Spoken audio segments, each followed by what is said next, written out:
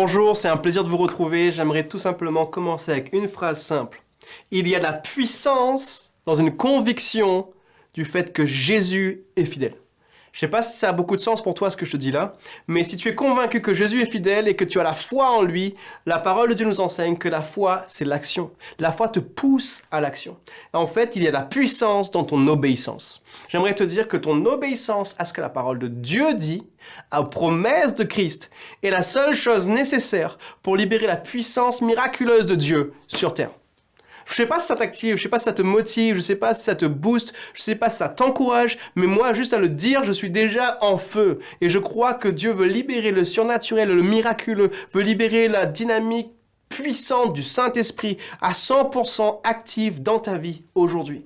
Je crois qu'il n'y a pas de limite de temps ni de limite géographique à ce que Dieu peut faire au travers de la puissance du Saint-Esprit pour nous et au travers de nous. Et j'aimerais qu'on puisse lire 2 passages simples qui, je crois, vont te challenger, comme ça m'a challengé, et ça va aussi t'encourager, tout comme ça m'a aussi encouragé dans les premières heures de ma journée.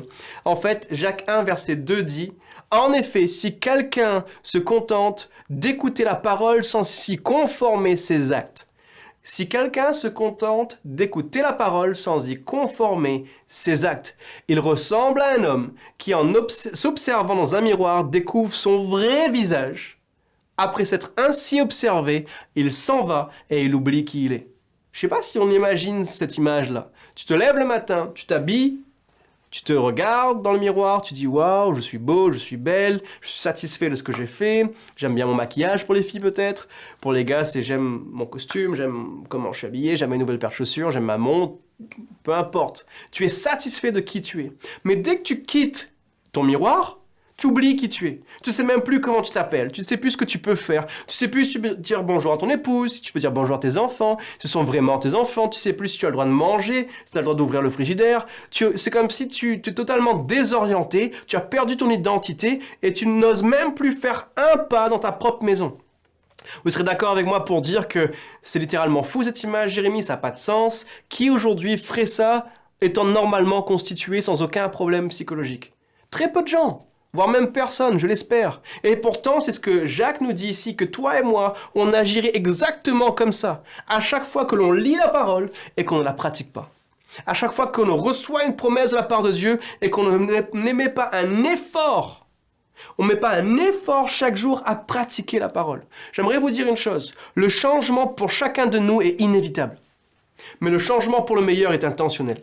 Si tu veux changer pour devenir comme Christ, tu dois prendre des décisions chaque jour. De dire, Seigneur, j'y conforme mes actes à ce que ta parole de Dieu, à ce que ta parole dit, à ce que la parole de Dieu déclare à mon sujet. Jean 14, verset 21 dit, et là c'est Dieu qui parle à ses disciples, à ceux qui l'écoutent, et voici ce que Jésus déclare. Celui qui m'aime vraiment, c'est celui qui retient mes commandements et qui les applique.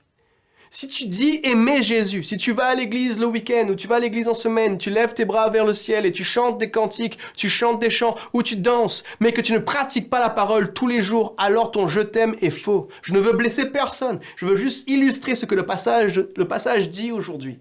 Parce qu'il y a trop de gens autour de nous qui ont besoin de vivre le vrai. Et ce qui est encore plus fou, c'est écoutez la suite du passage dans Jean 14, verset 21. Celui qui m'aime vraiment, c'est celui qui retient mes commandements et qui les applique. Mon Père aimera celui qui m'aime et moi aussi je lui témoignerai mon amour. Et ça, c'est quelque chose de tout simplement extraordinaire. Voici ce que Jésus dit. Je me ferai connaître à lui. En gros, il te dit qu'aujourd'hui, tu peux expérimenter la présence tangible de Jésus-Christ. Tu peux expérimenter, tu peux ressentir physiquement la réalité de Jésus-Christ. Beaucoup de gens me diront « Ouais, c'est faux, Jérémie, Dieu n'existe pas, Jésus n'existe pas. » Peut-être que c'est ton expérience de la vie. J'ai une expérience totalement différente de la tienne. Et je respecte ce que toi, tu penses de cette réalité de qui est Jésus, mais je sais que moi, Jésus m'a visité et que Jésus me visite à chaque fois que je choisis de placer ma confiance en lui en pratiquant la parole. Et je crois pertinemment que si tu commences à pratiquer, tu verras Jésus agir au travers de toi et pour toi dans plein de circonstances que tu n'aurais jamais imaginées. Alors je prie que tu puisses t'attacher à lui et pratiquer la parole. Que Dieu te bénisse.